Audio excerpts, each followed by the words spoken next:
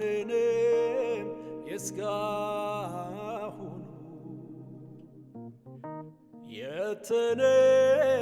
የተነገረው በየቀኑ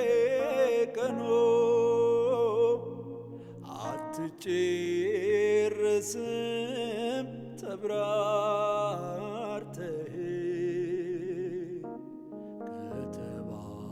ከተባለልኝ በላይ ነህ።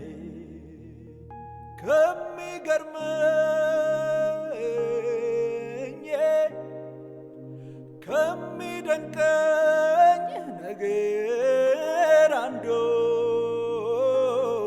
እግዚአብሔር እኔን መውደዱ